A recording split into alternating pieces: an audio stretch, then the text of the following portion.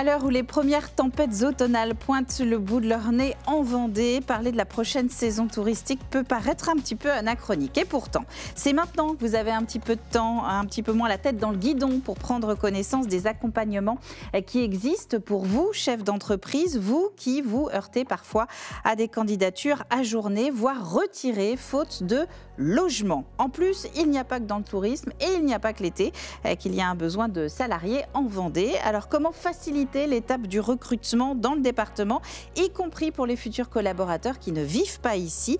Eh bien, c'est ce que nous allons voir dans ce 8e Hebdo Éco avec cette opération conjointe de la CPME Vendée et Action Logement. C'est parti.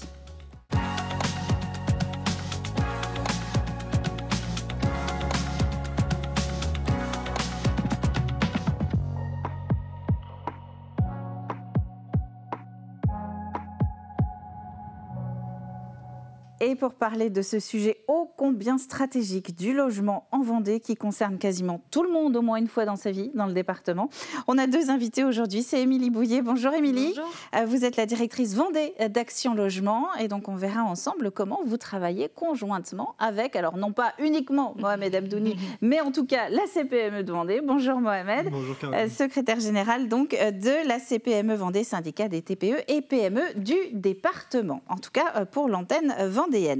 Avant de se retrouver donc ensemble dans quelques instants pour parler de cette opération et de logement donc dans le département, on va faire un petit point sur les actus de la semaine. Vous commencez à avoir l'habitude maintenant, je comptais. On a été quand même à quasiment 2 mois d'Hebdo Éco sur TV Vendée déjà. Donc parmi les actus qui ont retenu l'attention de la rédaction cette semaine, on va commencer avec cette nouvelle offre que lance la région ce mois-ci, un an après l'annonce de son accélérateur économique. Regardez, ce sont deux outils pour les entreprises. Le premier est autour de l'IA et l'autre, on va en parler dans un instant, pour l'export. Le premier s'appelle donc Accélérateur IA. Un parcours digital pour que les entreprises trouvent l'IA qui correspond le mieux à leurs besoins. Objectif, 1000 entreprises des Pays de la Loire transformées d'ici à la fin 2026. Et puis le deuxième, eh bien, il s'appelle Booster l'export. 3 dispositifs pour favoriser l'export des entreprises des Pays de la Loire. La part ligérienne représente aujourd'hui à peine 5% des exports français. La marge de progression n'est donc pas négligeable. Information auprès du service Ginov avec la région de l'agence de développement économique Solutions Co. Et puis je vois Kabab s'affiche à l'écran, ça c'est notre deuxième actu, car c'est la dernière ligne droite si vous voulez essayer de séduire des anges. Et oui, vous avez jusqu'au 31 octobre, c'est la fin de la semaine prochaine donc, pour soumettre une présentation de votre start-up aux membres d'ABAB. C'est écrit donc Atlantic Business Angel Booster. La forme est libre pour ce dossier, il faut juste être implanté dans les Pays de la Loire. 7 startups seront retenues pour participer ensuite au premier concours de pitch d'ABAB. Ce sera fin novembre. À la clé, 3 000 € et des accompagnements sur mesure allant du mentorat à la mise en relation. Toutes les infos, c'est sur businessbooster.fr. Avant de passer aux chiffres de la semaine, on va poursuivre avec 2 nominations. La première, c'est celle-ci. Elle est chez le fabricant de catamarans Privilège Marine. Tout d'abord, nous sommes au Sables d'Olonne. Privilège qui a donc un nouveau directeur général. Il s'appelle Antoine Maillot. Il arrive du Portugal où il était directeur d'un autre chantier de catamarans. Et puis la FFB Vendée a reconduit vendredi dernier son président. Il s'agit de Pascal Rousselot, qui est co-gérant de la société DVB au Poiré-sur-Vie. Il préside la FFB Vendée depuis décembre 2023. Sa reconduction a eu lieu à l'occasion de l'Assemblée générale de la Fédération organisée à la Génétouse. Passons aux chiffres de la semaine. Il s'affiche à l'écran et c'est 111. Alors pas 111 uniquement, c'est 111 millions. Il n'y avait pas assez de place pour les zéros derrière. C'est la somme qui est déjà versée aux exploitations agricoles de Vendée dans le cadre de la PAC 2025. Versement au titre des avances sur les aides. Il concerne quasiment tous les éleveurs. Le reste sera versé au cours du dernier trimestre de cette année. Rappelons que l'agriculture en Vendée, c'est près de 5000 exploitations sur le département, donc autant, voire plus de chefs d'entreprise. On va passer maintenant à notre entretien. Et nous allons donc retrouver nos deux invités du jour, Émilie Bouillet, Mohamed Abdouni. Alors, on va parler logement. Mohamed, vous représentez les entreprises de Vendée dans le cadre de notre entretien. Et vous, Émilie, vous êtes plutôt au cœur de la politique logement-emploi. Comment vous percevez aujourd'hui cet enjeu du logement par rapport aux futurs collaborateurs de nos entreprises vendéennes? Je commence. C'est une attente, une problématique, une vraie difficulté qu'on a en Vendée. C'est-à-dire qu'on cherche souvent du travail. Le travail, c'est une vraie émancipation, c'est une vraie source de structuration, mais on a de temps en temps des freins périphériques, ce qu'on appelle les freins périphériques. La mobilité en fait partie, mais le premier frein périphérique pour arriver en Vendée, trouver son premier logement ou alors répondre à un besoin saisonnier, c'est le logement.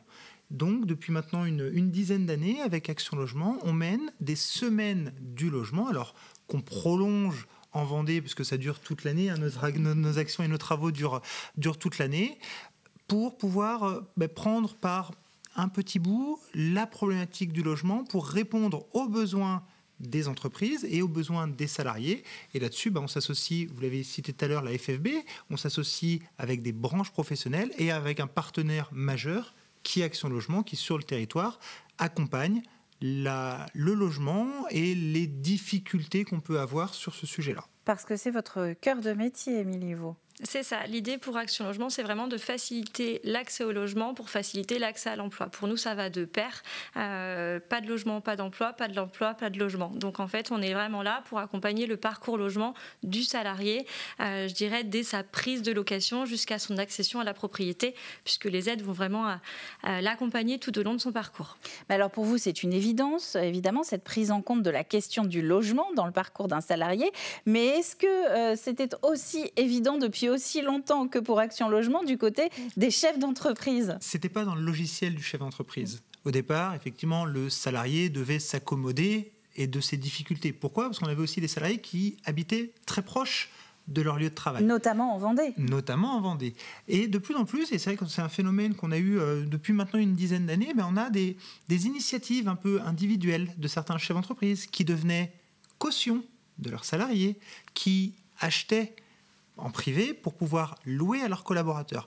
L'idée, c'était de partager ces bonnes pratiques et surtout de coopérer collectivement sur des actions et d'utiliser les outils qu'on a à disposition, dont Action Logement, pour pouvoir se mettre tous ensemble pour partager ces enjeux communs, puisque les difficultés qu'on a en tant qu'entreprise ou en tant qu'entrepreneur ruissellent sur mon activité, mais aussi le tissu économique.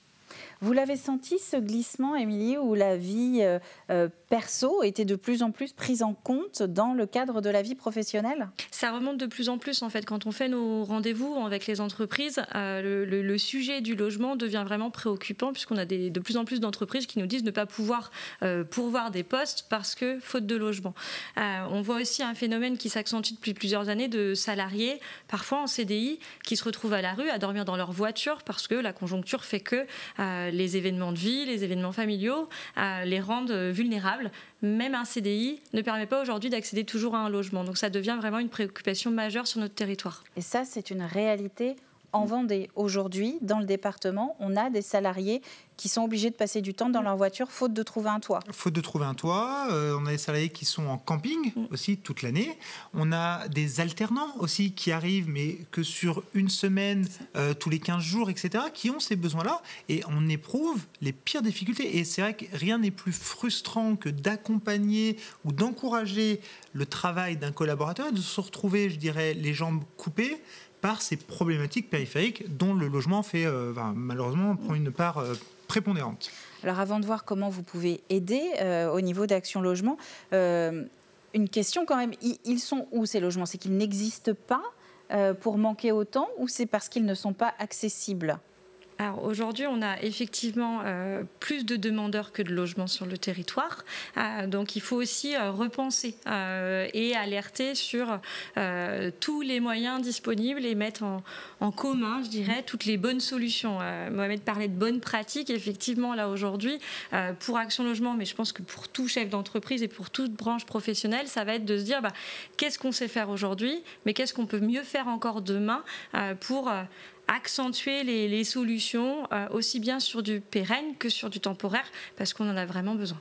Alors, on voit les chiffres justement de votre action, Émilie, au niveau d'Action Logement. Pour avoir une idée, là, je crois que ce sont des chiffres Vendée. Oui, uniquement Vendée. Donc, c'est les dossiers que vous traitez, que vous avez traités au cours des derniers mois. C'est vraiment sur 2024, puisque du coup, on le fait en année civile, le nombre d'aides qui ont été délivrées directement auprès des salariés, puisque l'idée de nos aides, c'est vraiment d'aller en grande partie directement aux salariés. Donc, c'est vraiment des aides propres, donc on voit un peu plus de 2000 aides liées à la location pour faciliter justement cette mise en relation entre des propriétaires qui peuvent être des bailleurs sociaux mais aussi des propriétaires privés puisque l'idée, comme je le disais, c'est de développer notre offre de logement. Donc on finance le logement social mais on va aussi développer des solutions alternatives pour développer l'offre sur le logement privé. La chambre chez l'habitant, notamment. La chambre chez l'habitant, le dispositif Louer pour l'emploi, où on va sécuriser le parcours. Les propriétaires bailleurs privés, ça peut faire peur aussi de mettre en location. Donc l'idée pour nous, c'est de sécuriser un maximum le parcours, et pour le salarié, et pour le propriétaire, et puis de développer une offre concurrentielle et importante sur le département. Mohamed, est-ce que la situation elle est la même chez nos voisins, dans les départements limitrophes ? On a malheureusement une difficulté en Vendée, c'est qu'on est un département très attractif. On est un département très attractif. C'est le revers de la médaille. Le revers de la médaille. Et on est aussi sur un département avec beaucoup de propriétaires. Avec aussi des populations qui changent. C'est-à-dire que et on a le cas de plus en plus, des personnes qui ont des logements qui sont peut-être un peu surdimensionnés pour leurs états actuels de vie. Les enfants ont grandi, sont partis faire leur carrière professionnelle, ont investi, etc. Donc c'est compliqué. On a eu aussi, au sortir du Covid, un phénomène de séparation. Je suis en couple avec 2 enfants, je me sépare, j'ai besoin du coup de 2 maisons avec ces 3 chambres. Et c'est là où l'enjeu est compliqué de pouvoir concilier en fait notre besoin avec malheureusement le succès que fait la Vendée, c'est-à-dire qu'un département attractif, un département qui a toujours un solde migratoire positif, il faut qu'on loge ces personnes. Donc la sociologie évolue, l'image de la famille évolue et forcément ça a des conséquences sur la vie professionnelle.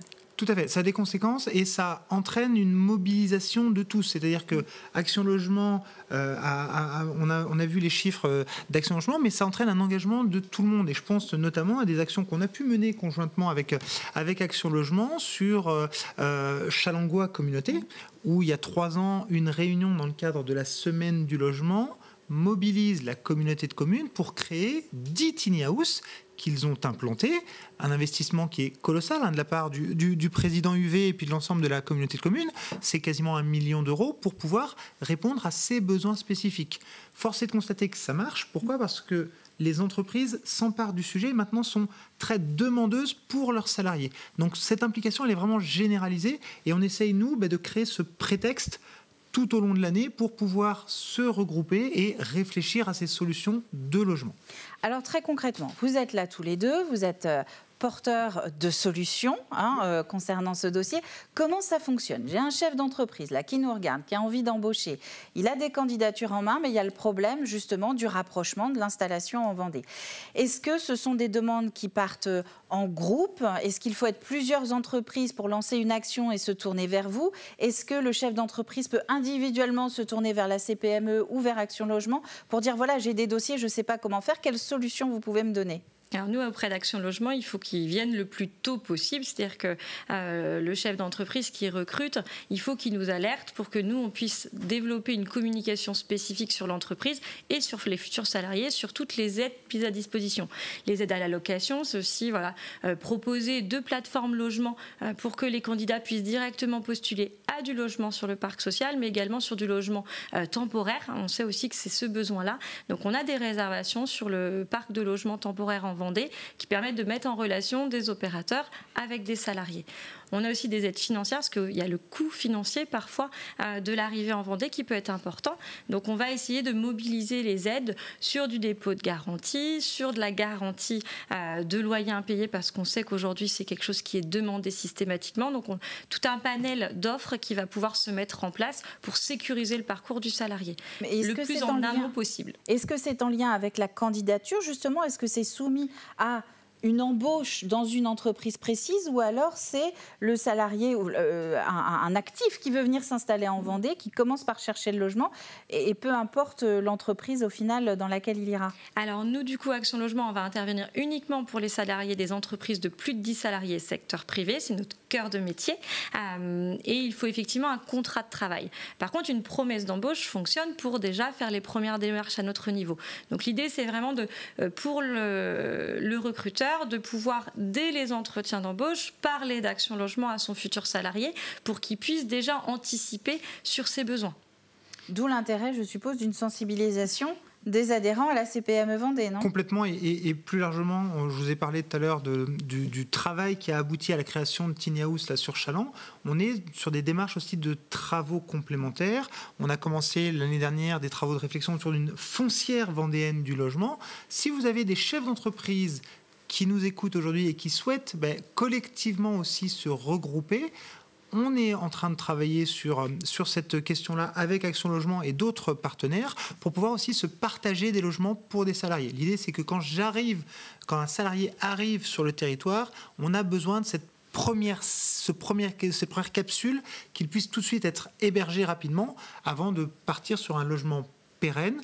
L'idée, c'est de travailler collectivement. Et pour ce qui nous concerne aussi sur les logements saisonniers, on a commencé à travailler avec l'UMI, avec la Fédération de l'hôtellerie-restauration, avec la Fédération de l'hôtellerie de plein air, pour aussi répondre à des enjeux beaucoup plus structurants.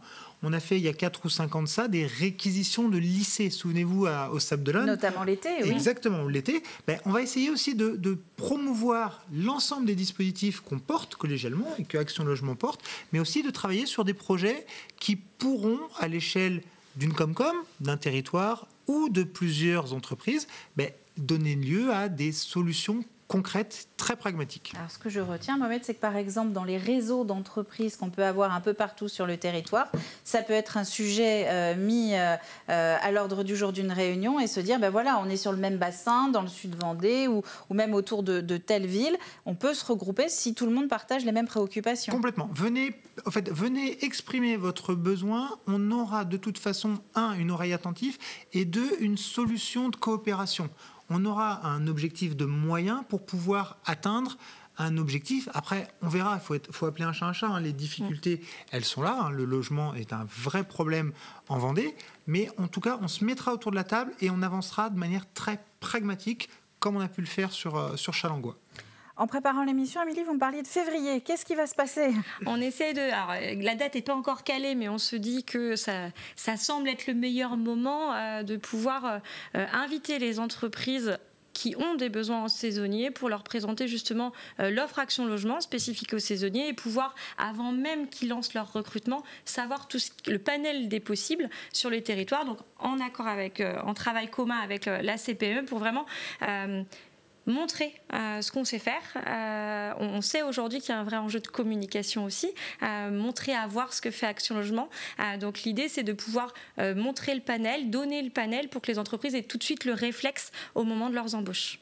Et avant cela, donc on n'est pas obligé d'attendre le mois de février, pour se tourner soit vers la CPME Vendée, soit vers Action Logement, en tant que chef d'entreprise, pour aller voir un petit peu le catalogue de possibilités. Avec grand plaisir, on vous attend nombreux là-dessus, il n'y a pas de souci. Et c'est tous ensemble qu'on pourra y arriver, donc au contraire. Ça inspire, là encore je reviens un peu, je prends un petit peu de hauteur, ce partenariat inspire un petit peu ailleurs, transpire sur le territoire français? Cette semaine du logement, elle est maintenant nationale. Preuve que la problématique a été saisie par beaucoup de départements et que c'est un enjeu fort. Et je vous l'ai dit en propos introductif, le logement, il n'y a rien de plus émancipant pour quelqu'un que d'avoir un travail et un toit. Le travail en Vendée, on en a encore, etc. Essayons de répondre à cette deuxième patte, je dirais, qu'est le logement. C'est pour ça qu'on fait maintenant depuis quelques années cette semaine du logement et qu'on bosse au quotidien et tout au long de l'année. Donc venir dans un premier temps, peut-être seul l'espace de quelques semaines, quelques mois, pour se poser. Et puis après, on a la possibilité de faire venir la famille. C'est ça. Puisqu'on est un département où il fait bon vivre. C'est ce que vous aimiez à rappeler tout à l'heure, Mohamed.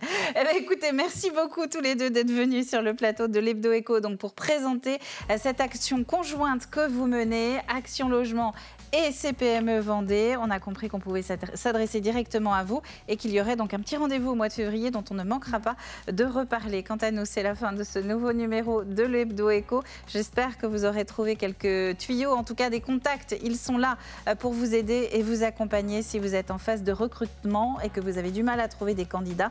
Eh bien, faute de toit, il y a des solutions. Elles existent dans le département. N'hésitez pas à vous renseigner. C'est une émission à voir et revoir sur tvvendée.fr, à la télé également, ainsi que sur tous les réseaux sociaux de votre chaîne préférée, évidemment.